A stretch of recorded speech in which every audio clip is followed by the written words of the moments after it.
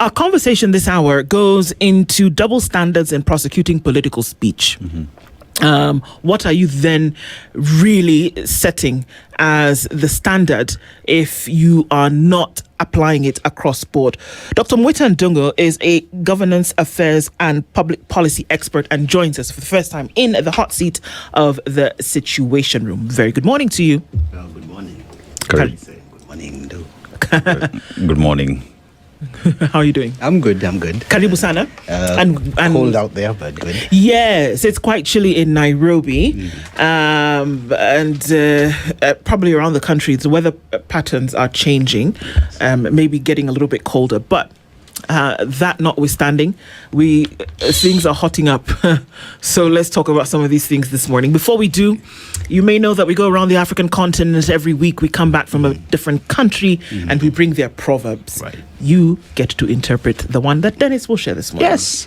Today we are in Mauritius, a country of 1.3 million people. Now, there is a bird called the dodo bird. Now, dodo bird no longer exists on the face of the earth. Why? Because in the 1600s, we hunted the thing out until pretty much it's now a story. Some of us have never seen it, will never, unless you're into books, you search it for research purposes, but that's gone. But aside from that, it's considered to be Africa's strongest economy. Why? Because of tourism, manufacturing, financial services, and agriculture that they are investing, that together with their beautiful white beaches, because it is an island nation. But the proverb that we get from the people of Mauritius goes like this. The peacock spends its life displaying its feathers, but the eagle needs no decoration to prove it can fly above the clouds. How would you interpret it? Wow, that's a good one. One is everything isn't what it seems. I mean, the peacock's feathers are, I guess, for mating purposes and looking good, not for flying, because I don't think it flies that well. So to each his own strengths. That's how I would interpret it. Yep. Yeah. We're different in our own design, and we have our different strengths. Yeah. Well said. Indeed. Yeah. Well, so let's analyze some of these things that we're seeing. And we cannot run away from the fact that the public sentiment at the moment is that violence is being used as a tool to achieve whatever political goal, but it is unacceptable. It doesn't matter what political side you are on. That violence as a form of a political tool is not just frowned upon, it is unlawful, it is wrong. Now, looking at that from that premise, why would we not have the blanket application of justice over something that is wrong? Okay, I think first you have to understand where we are coming from. Kenya is what in political science and international relations we call a transitioning democracy, which means we are moving to be fully democratized, but we are coming from an authoritarian kind of system. Now, that system that we are coming from and where we are right now means that we have certain challenges. So there are certain institutional challenges. We have weak institutions. We have social fragmentation. We have elite fragmentation. And that kind of hinders the optimization of what we need to be doing, which is nation building. The way I look at it in terms of we are a democracy that still has a long way to go. Okay. We have weak institutions, so we need to strengthen them. But apart from weak institutions, also we haven't shifted from the authoritarian culture that we are so used to into now we are a fully fledged democracy where rule of law counts. So there's that whole notion of that lack of a mindset shift. And I want to squarely blame it on legacy politicians because they're the ones who carry that mindset. I mean, if I have an idea and Dennis has an idea, why do we need to bring goons into that mix? Dennis can come and say what he needs to say, and I say what I need to say, and the public decides. So there are many issues, and in as far as, for example, equal. For me, it's not even an issue more or less of applying the law selectively. which is happening. We can't deny that. But if you look, for example, if I was to use, I think it's Mukurweni, Member of Parliament. Kagushia. You know, Kagushia, I keep asking people, what's the difference between DCP and UDA, apart from the colors? Same people, no? The same people. It's the same people. UDA is DCP and DCP is UDA. In fact, mindset. UDA members in DCP. Yes, the mindset is the same. And that's why you find people like Agusha, even after changing colors, he will come and spit the vitriol that he's spitting, and he doesn't see anything like anything is wrong. And then you will see people in DCP, instead of rushing to condemn what he said, they are crying about selective application of the law. You know, if I'm a thief, I can't cry and say I've been arrested, but thief X has not been arrested. I mean, it's of course there should be equal application. If you say, no matter what the political divide is, if you say something that is wrong, then you should actually be charged. And you know, it's interesting, if you look at the statistics of our political system, NCIC, in the last 2-3 years or even more, only 2 politicians have been charged. I think there was Peter Salasia, whose case ended up being dropped. And then there's also some, I think some Laikipia. I think there's a Laikipia MP who was also charged. The case is still pending. There's, you know, so you're charged. Peter Salasia, for example, the case was dropped in the interest of trying to educate people. He kind of made a plea deal, and the case kind of went away. The other one was dropped because of a lack of evidence. And you know, that speaks to the institutional issues that we have. I was listening this morning, and you were just talking about, for example, they couldn't find a Doluo interpreter. I mean, you know, that just tells you we have institutions, but our institutions are very weak. I mean, when you think about these weak institutions that we talk about, and as lawyers would say, the Constitution is very clear on these institutions and their independence at work. Where we talk of these institutions being weak, one asks the question, how independent are they? Yes, that's another thing. Have they seized their power? Because if someone understands the power they have by virtue of the powers given to them by the Constitution, they would move and just act. Because though I've offered myself to interpret. No, it's a very interesting discussion. The question actually should be, why are they weak? Is it intentional? Yes.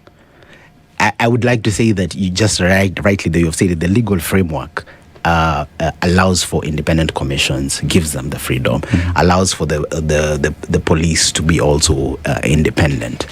But when it comes to the whole process of selecting commissioners, I think there's actually some effort that is actually done, and this again goes back to the fact that we're coming from an authoritarian style of leadership where we're used to controlling institutions. So on paper, many of our institutions are actually independent in quotes, but actually in reality, even if you look at, for example, I remember some time back, I don't know if it was the control of budget,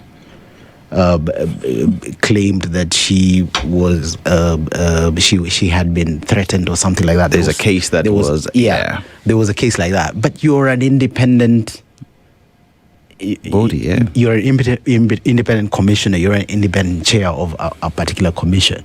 So we need, first of all, when as we continue to grow and as we continue to build institutions, we really need to look at, first of all, the quality. Most of these people pass through vetting in Parliament. We really need to get the right people in Parliament so that then we can get the subsequent approvals for the right people to hold the right positions. Otherwise, we'll just keep circling round and round and not getting anywhere. You know, when I was in high school, the rowdiest kid in the class usually was made the class monitor. Oxymoron. Yes. And the reason for that is that once they became the class monitor, then the class would calm down. Yeah. So even as we say we need to get the right people, maybe some of these culprits post 2027, once they go through some kind of vetting, we should have Duale, for example, as a NCIC commissioner, and then maybe we'll get some headway and move forward. But we really need the independent commissions and independent offices to really step up. Now, will that happen given where we are? I don't see it happening. As a matter of fact, I kind of see it getting more gloomy and more dark. But they say it's always darker before dawn. This dawn is a while away. So this dawn that everybody's... Look, are you alluding to that the appointing authority? Because if we look at all of these, just look at all of these institutions that then now bear the responsibility to hold some kind of standard for social justice are all appointed by the executive. Okay. EACC, NCIC, Police, Inspector General of Police, NCIC. These are all executively appointed commissions. ODPP. Fantastic. So now, I'm now trying to see if I can make a connection. Whereas in a democratic space, in a social justice space where all of these standards are upheld or should be upheld, it wouldn't matter who the appointing authority was. That the assumption was that this appointing authority understands and desires for the rule of law to be held sacrosanct. But that in this case, it would appear that all of these commissions, institutions that you've put independent before are actually not, by virtue of the fact of the appointing authority. No, I wouldn't put it by virtue of the appointing authority, but the rigor of the vetting. You know, the appointing authority in Kenya only receives a list of names and then appoints. The vetting actually happens in Parliament. That's not vetting that happens in Parliament. That's the point. It is people who sit down and people come and say things, and then we yawn and scratch and say, okay, is it lunchtime? That's what happens. Yes, and that's a point. So we have a major institutional failure in the legislative branch. But if we go back to the appointing authority, it's almost as though I've put it down on paper. But you know, we often talk about the things we see, but we don't talk about the things that we do not see or that are unsaid. That there seems to be an understanding amongst people that if this person is nominated, that from the beginning, remember we said that maize is not stolen in the granary, it's stolen in the field.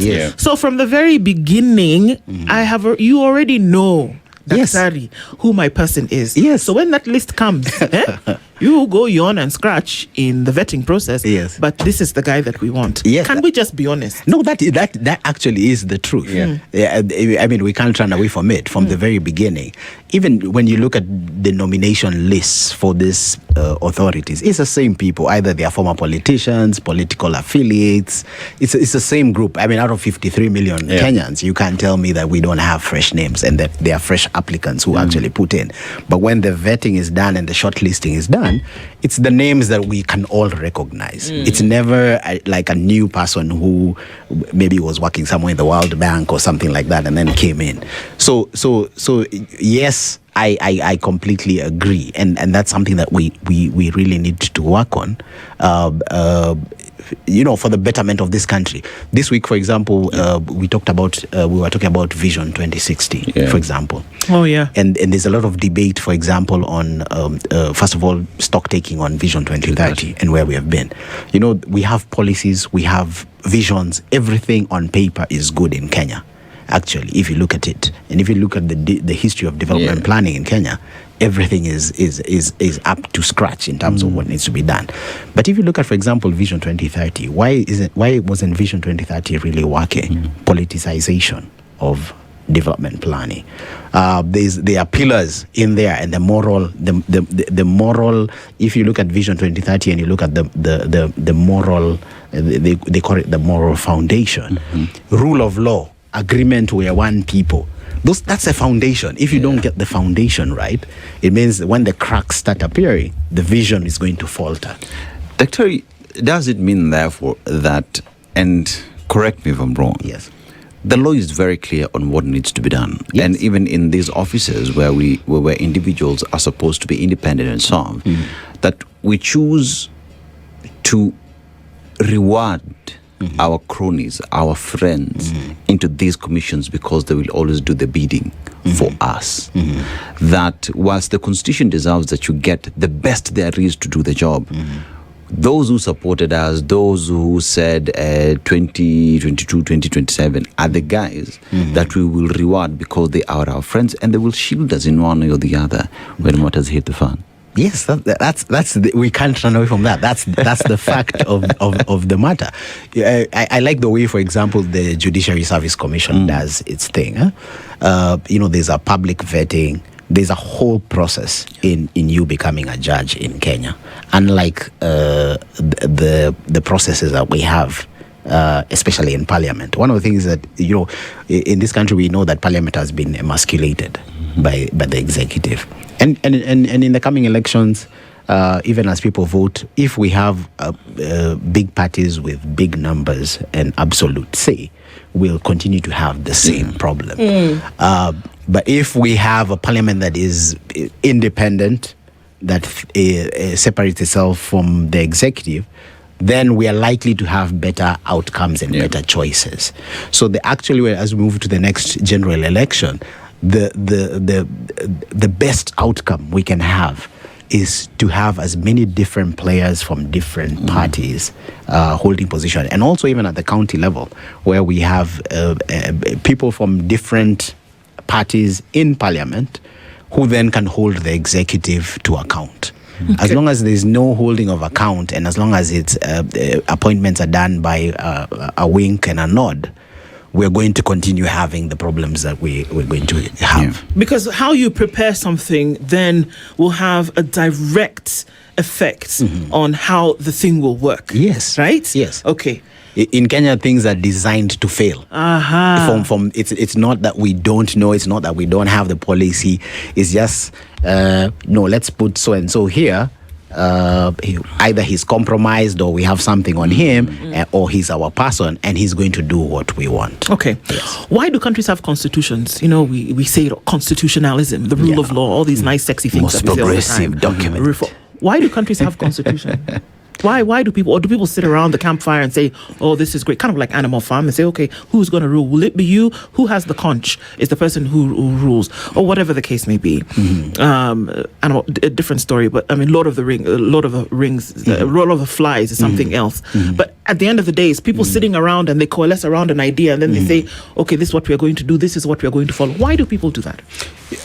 You see, people do that because the Constitution sets out the framework of how we want to be governed. Okay. So if you look at, for example, the Constitution of Kenya 2010, there was civic engagement. There were conventions that were held. So the product of the Constitution we have is actually a product of what Kenyans want. Okay. This is what Kenyans decided. These are the rules. These are the things that we need in place. Because of the challenges that were there previously, they decided, for example, we need independent commissions. We need an independent police service. Okay.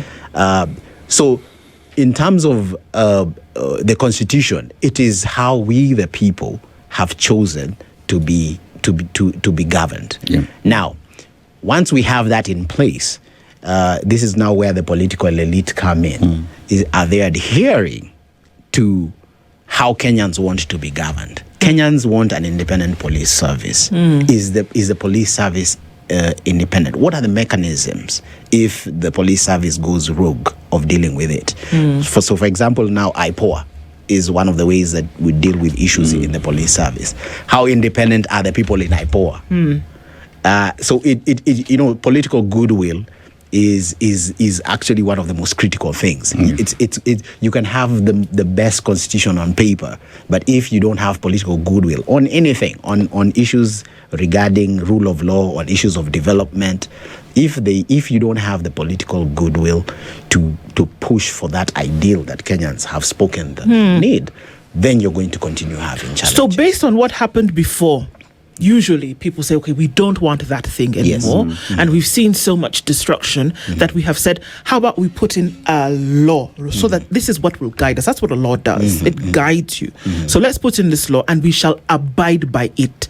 So the offspring of that is now you have leaders who ensure that that law or that guide works. So in the event that under you it is not working, what would be the next action?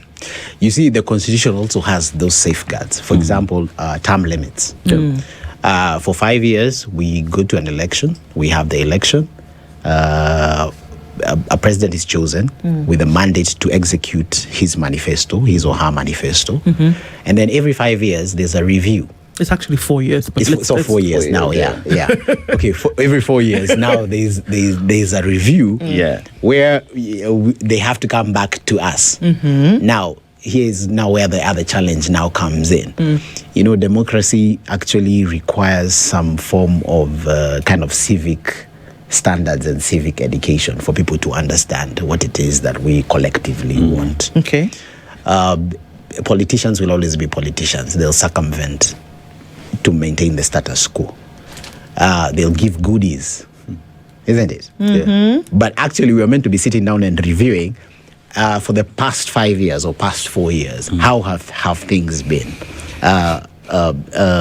If we do a marking scheme, then we decide, we look at, okay, what are the options? If we are retaining the president, we retain the president. If we are changing government, we change government. So that safeguard is actually there in the Constitution. Did it start strong from that go? Why do I say that? When you look at the implementation of the Constitution immediately after the promulgation, you remember the commissions that we had, the Nyachai Commission, Commission on Implementation of the Constitution. You talk about the Devolution Committee, I think, by then that was also in charge of handling transfer of functions to the counties at the time. You talk about the very first National Police Service, I think it was a commission, the Kavuludi Commission as well, that was in charge of vetting, of clearing these police officers when we saw all these interviews being taken place. The gentleman actually was even threatened with a head outside his office, you know. You talk about Aipoa Njeru, Lawyer Njeru heading these institutions. But then CIC was bundled and then all those functions were taken back to Parliament for them to continue the process of making sure that implementation of the Constitution continues. And that is what many say we went wrong. From the word go. Okay, so did we get it right? No, okay, so did we get it right in terms of the Constitution that we have? Yes, the Constitution we have is one of the most progressive constitutions that is there in the world. Have we fumbled in terms of implementation? Have we gotten it wrong? Some aspects, yes, we have. And, you know, that goes back to the whole issue that I was talking about transitioning democracies. You know, when you have a system that favors a certain elite or a certain group of people, and then you have a radical change, there are people whose mindset is still vested in the old system. Actually, if you look at the constitutional challenges that we have, is people who, and that's why I was talking about the legacy politician, they are still stuck. You can't teach an old dog new tricks. They're still stuck in the way things were. The way when they grew up, this is what Moi used to do. When they joined Moi, this is what they used to do. So now all of a sudden, you people have come up with a new constitution and you want us to do things differently. It takes a while. The very progressive ones will adopt and change. The others will still be, you know, wishing for the good old days where they had the ultimate power to do everything that they could do. So I feel like with time, you know, the good thing with the legacy politicians and with age is that there's a phasing out that usually happens. If you look right now, we're in the last the last straws of everyone who used to be in Kanu. Very few of them are actually left who are in Kanu. Maybe after this election, we'll have even fewer. And if the subsequent election also happens, we'll soon have a group of leadership that were never part of the old Kanu regime. So there are vestiges of the past, and it is those vestiges of the past that in terms of mindset, in terms of the modus operandi, that then poses that challenge to what we are facing today. Now, if we look at oftentimes the thought, Dr. Ndungu, is that the tone is set from the top. That the person who is in a position of leadership is the one to then set the agenda about how it's going to be. If there will be no tolerance for certain things, and if the agenda is set from the beginning that we will not have our agenda is no tolerance for violence. We're saying no tolerance for corruption, no tolerance for any of these things. Then does that have any kind of bearing on the institutions that you now set up to do certain things? It definitely has a bearing when the top is committed. And usually how the top shows commitment is by consequences when those commitments are not met. Because the president can stand on a podium and say no more gangs, which he actually did, deal with the goons. Yes, he did. But now the goons have not been dealt with. So what is the consequences of that for those who are in the security apparatus who have not dealt with the gangs? There must be, choices have consequences. There must be consequences when, for example, presidential decrees or directives are official government policy. Yeah.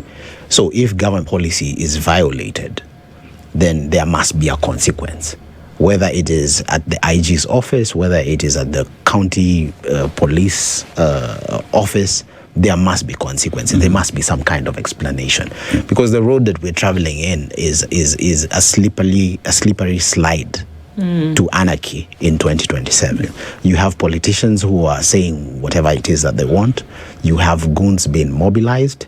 You have hate speech that is becoming prevalent. Those are all the indicators. You have that elite fragmentation amongst the political elite. You have the social fragmentation. We have issues of the hustler versus dynasty is still there on the ground. If you look at most of these goons, after they are done with the political mayhem, what do they do immediately after that? They walk to nearby shops and people walking by and rob them of their things. So that we are walking very dangerously towards an abyss that something must be done now before it's too late. How dangerous are we talking about here? Because it would appear as though the levels then don't seem to affect anybody, and it just seems to be, one weekend, all right, big deal, 4 people died, scores were injured, all right, so we're going to clear up the roads and then we're going to continue business as usual. How dangerous is this? It's very dangerous, because if you look at, for example, the incidents that have been reported, it's getting worse and worse. The mayhem is getting bigger and bigger. Now, unlike before, if you look at, for example, the 2027 post-election violence, there were hawks and there were doves on either side. If you look at the ODM side, there were those who are, let's come down, let's negotiate, and there were those who were pressing forward. If you look at the PNU side, it was the same thing. Now, unfortunately, if you look at our current setup politically, if you look at the protagonists, for example, a very interesting thing happened that many people didn't realize. When Tanga split from Jubilee, the Tanga were the hawks, which eventually formed. So we had a government that has been formed by hawks in what now became UDA. When you split off the hawks from Mount Kenya, who are the DCPs, you have now 2 protagonists who are hawks by nature.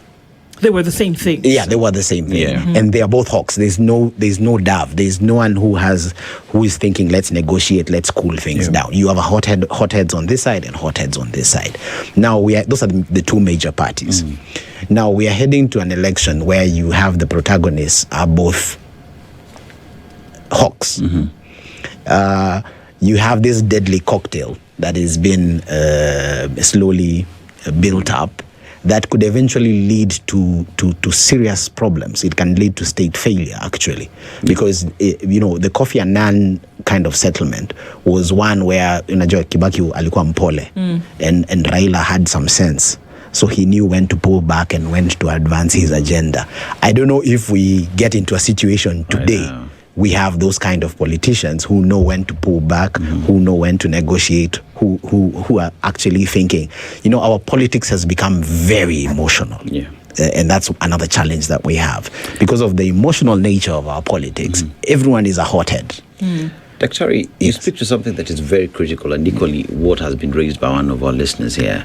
Because when we approach 2027, we must critically think of individuals who it is we put in office, where it is AMCA, National Assembly, Senate, Women Rep, Governors, President. Yes. And I'll just read what Mr. Mukweli is saying. Kenyans, we will talk, cry, weep, complain now and forever, but unless we seriously discuss the character of the presidential candidate, of MPs, of all the elected positions, their history believes there will be no change in Kenya. How critical is it then for us to start discussions on what kind of people are we really putting into these elective positions to represent us and further this country forward? I think it's the most important conversation that we should be having. I just from my interaction, I come from Kiambu County, just from my interaction with people, I think Kenyans, and not only in Kiambu County, in Baringo, in Nakuru, I think people are already decided who they are not voting for or who they are voting for. A good majority have already somehow decided, more so who they are not voting for. Now, having said that, we need to move beyond the sloganeering. The one term, two term. People already know. Psychologically, people are either aligned one term or two term. But now we need to move beyond that and start now looking at what you're talking about. We need to look at, for example, the ideology, the philosophy. The problems will not be solved by the sloganeering. For example, if you look at the debt crisis. Sometimes when I look at the debt crisis and the payments that are due and the financial situation in terms of that, I even wonder why someone wants to become president. Because, you're going Why would you want that? Yes, you're going to be dealing with... You're going to be dealing with a lot. Yeah. And the demands of the public are also increasing. The public is more aware, more woke in terms of what they demand from government. So unless we have that discussion, we need to critically analyze this thing of voting in waves and slogans. Insanity is doing the same thing over and over, expecting different results. We've done it since 1992, all the way to the last election. People were voting in waves. Nobody's asking the critical questions. And then 2-3 years down the line, we'll be back again now complaining. So, we've done it now for more than 10 years. So we actually need to have that conversation. If you look at the American system, for example, they dig deep into your past, your behavior, your character. What you stand for. Yes, what you stand for. What are your inclinations? And then that kind of tells us a trajectory of what kind of a leader you're going to be. But do we do that? If you look at the mud that is thrown on both sides of the political divide today, there's mud about character of person X and person A. And I tend to think what one party says about the other, the funny thing is in the political situation that we're in, I firmly believe that none of them are lying. What X says about Y is 100%, and what Y says about X is 100%. You know what I'm saying? Is 100%. So have Kenyans settled on the fact that that your leaders, or rather the people who offer themselves for elected positions, are the individuals who should not be close to those positions, but you go forth and vote them anyway? Okay. Or is that the offering that is on the table? Yes. Now, the prayer is that this election is going to be different. The Gen Z revolution kind of showed that we've reached a critical breaking point. If you talk to young people in this country, they're saying this is, if this doesn't work, forget the constitution. They're saying that openly if you go online, right? But many people who traditionally didn't run for office are now running for office. I'm actually one of those people, but that's a story for another day. But so a lot of people who have not been involved in the political process are looking at what is happening. And then you remember that in the last election, there was a silent majority that did not vote. Yes. Why? Because they looked at what the options were and they were not happy with those options. But now, I'll give an example of my own situation. On that day, I was doing some barbecue. I'd say, I'm not going to vote. Look, the choices are not appealing to me. But then, now in hindsight, I'm full of regrets. Like my vote could have counted, but it didn't. So this time, I want my vote to count, and there are many millions of Kenyans who are looking at the situation, looking at the slide, looking at the rhetoric, and there's hope. I feel like there's hope. If you look at the waves, for example, Linda Mwananchi. Linda Mwananchi, if you ask me, signifies and carries that hope. Whether it will be actualized if they take power is a different thing. But people want some kind of change. But even in the traditional strongholds, if you went to Bomet, Kericho, there are also young people who are putting themselves forward to run under UDA. Under that outfit. So even in our various local regions and within different political parties, there is an upsurge of new blood that is coming in. And given the demographics, I think I'm hopeful that there will be change, that we will finally put an end. And that's why I said that it always looks darkest before dawn. I feel like that dawn is coming in, and we will have progressive people. I keep on hearing young people saying, forget about the wave. You people might be talking about a wave. Let me just give you an example. Let me go back to Kagushia.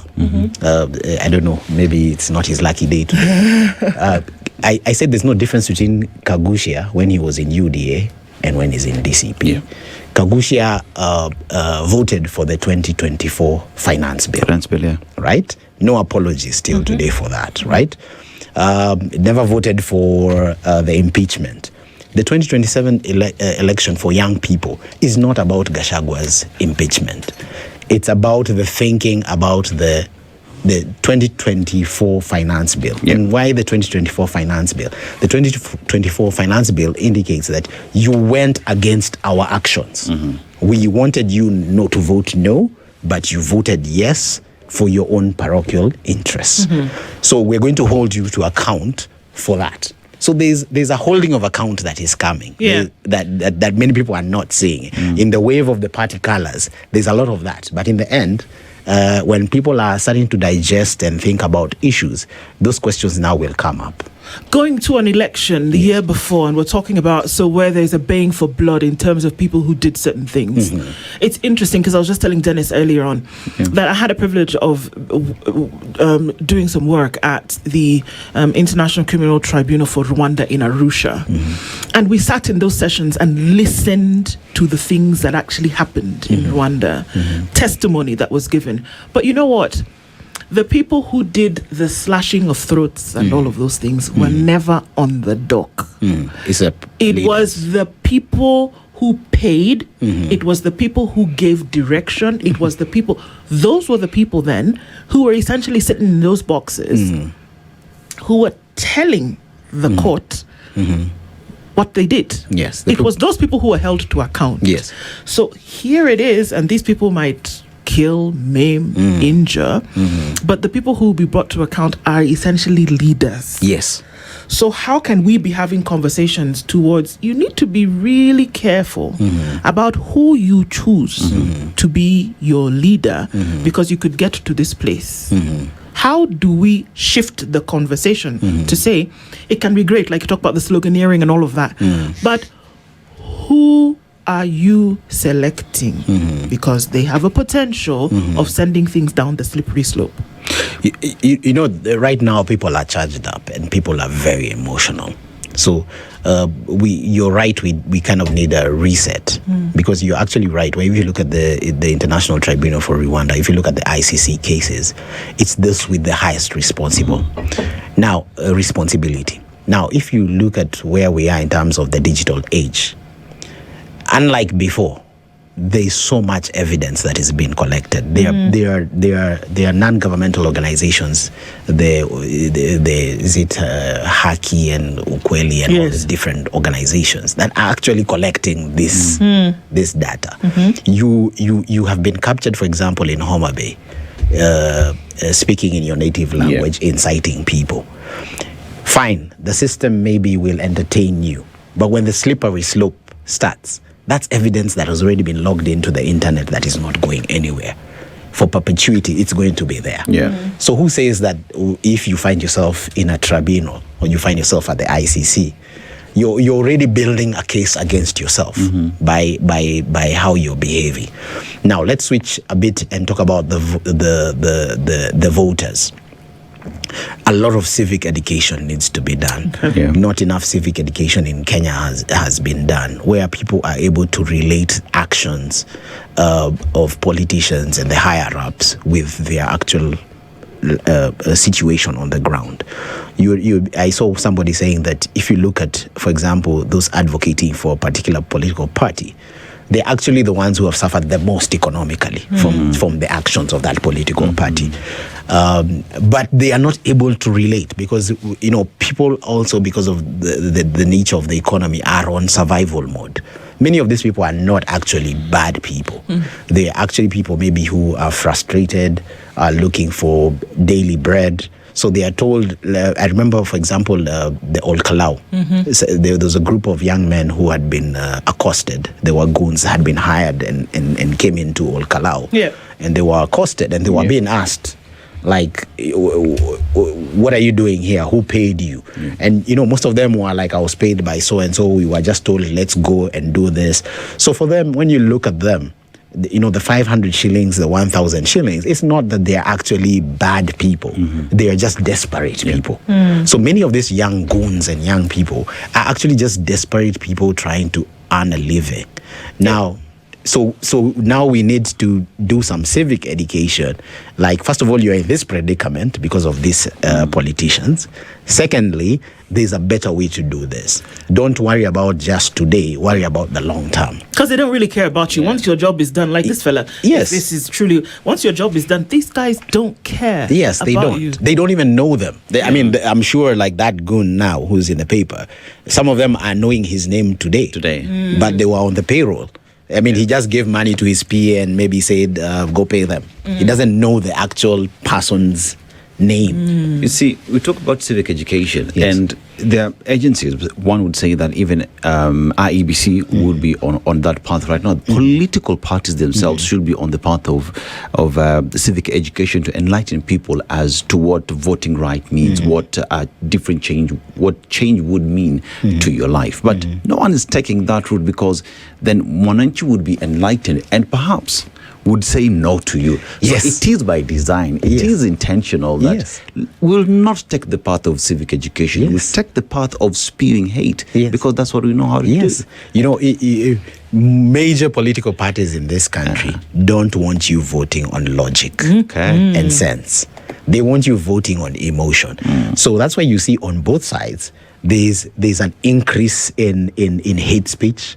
There's an increase in derogatory remarks against each other. Then that way, just by human nature, we run to our, there's a kind of like, we run to our own people. In Kenya, our leader is being attacked, so let's run. But what Kenyans need to realize that, for example, an attack on Gachagua is not an attack on Kikuyus. An attack on President Ruto is not an attack on President Ruto. So when they exchange words, that's just the elite there exchanging words. We are not privy to their inner workings and the issues that they have. So once Kenyans detach themselves, which is sometimes it's difficult because of the African culture of where we come from. We own our leaders. So our leaders have become like institutions of the community. So when you attack the leader, you are attacking an institution of the community, and therefore people take offense. But I feel with civic education, we people can be able to differentiate that actually an attack on an individual is an attack on an individual. It doesn't necessarily. I see comments on the internet. People. Let me allow me to talk about Gachagua. Gachagua will make a statement which is outrageous somewhere in Western Kenya or somewhere, and you will see even young people on TikTok making comments about Wakikuyu. But it was not Wakikuyus who made that statement. It was Gachagua who made that statement. And when the time he just happens to be a Kikuyu, or Sudi made a statement. It's Sudi who made that statement. It's not the Kalenjin people who made that statement. And when the time for accounting comes, it is not the community that will be dragged to ICC. It is the individuals. There you go. Who will be dragged to those tribunals. So there is actually a lot, but just know political parties do not want you. Major political parties do not. The way they survive is by hyping up the emotion. You don't, so that you don't ask the deeper questions. Of course, yes. So that you don't ask the deeper questions and find out the deeper information. This will not be the only conversation that we'll have with you, but we're very grateful that you joined us this morning. Thank you. To put some sobriety in some of the things that we have conversations about and to help us to learn. Thank you for joining us this morning. Government Affairs and Public Policy expert Dr. Muita Ndungu has been with us this morning, and there's a lot to learn from that, I think. Asante Sana, good morning. This is The Situation Room, the only way to start your day.